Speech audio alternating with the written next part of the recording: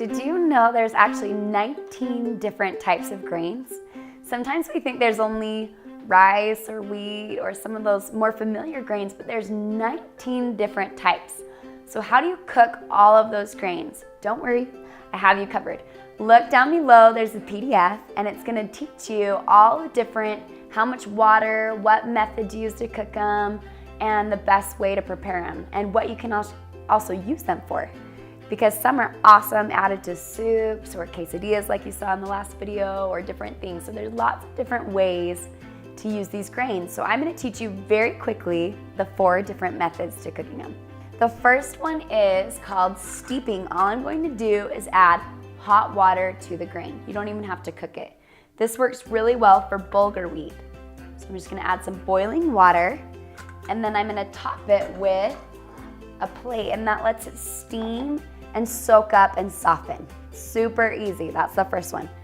Second one is called pilaf, and this works really well for millet or quinoa. In the PDF, it'll tell you all the ones that it works good for, all the different grains. So this one's super easy.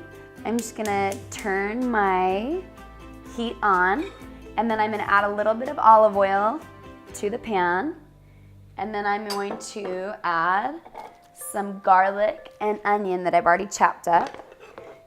And you can add spices at this point too if you'd like.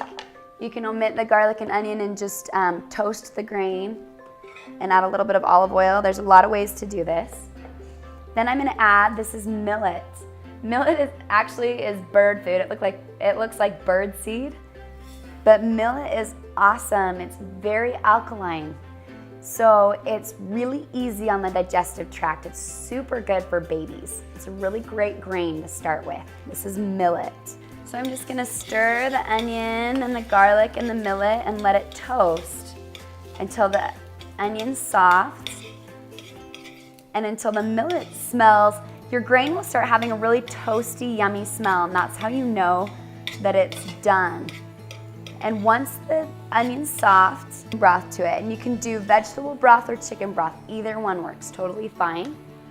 And then I'm just gonna add that to this pan. Then you're gonna cook it for the amount of time that it says in your PDF. All the grains are different. They all need a different amount of water. So refer to that. And in fact, there's a really awesome recipe for millet pilaf that has zucchini and some other fun vegetables in it. And you're gonna cook those before you add in the vegetable or chicken broth.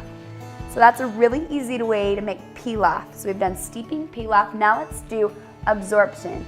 That one sounds really technical, but it's really not. It's just the same way that you make white rice. So there's a lot of ways. There's a lot of different grains that this works really well with, but all I'm gonna do is add my grains and add my water. Sometimes you can get the water boiling first if you'd like, but I've done it both ways and it works out totally fine. So I'm gonna add my water, add my grains, and I'm going to let them cook the amount of time on the PDF. And once it's done cooking, here's the magic, guys. This is key. This is key to perfect quinoa. What you wanna do is you wanna cover it, and it should be actually already covered at this point. So you just don't want to take off the cover. After it's done cooking, remove it from the burner and leave on the lid. This is huge because this allows it to soften and absorb all of the liquid and just get so perfect. So this is the trick to perfect quinoa and a lot of the other grains. Lots of grains cook really well this way. And the last method, it's super easy, it's called pasta. So just the same way that you cook pasta, you can cook a lot of different grains. You're gonna get your water boiling, you're gonna salt it really well, and then you're gonna add your grains after it's boiling into the boiling water. Then you're gonna drain them and rinse them in your strainer. Super easy, super simple, but you know, some people don't know that you can actually cook grains the same way that you cook pasta. Wheat berries are a great way to cook that way, and they make really good salads.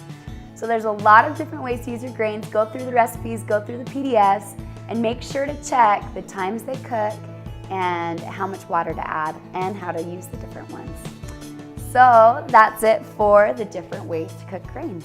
Oh, there's one more. I lied. There's one more. It's cereal method. If you've cooked oatmeal then you know cereal method. You're just gonna add in your oats, add in your water, and stir occasionally until it's soft. Super easy, super simple. A great tip with oatmeal to give it a lot more flavor is toast your oats before, and it gives it the best flavor. Same with your granola. If you toast your nuts and your oats before, it gives it a really good depth of flavor, and you can use less oil and less honey. You can also make amaranth. It's this super fun grain. It's really tiny into cereal. Almost any grain can be used or eaten as cereal, in a breakfast cereal, or you can add them into your stir fries. You can top stir fry with them, or you can add them into quesadillas or burritos. There's lots of different ways to use these grains. Okay, that's it for today.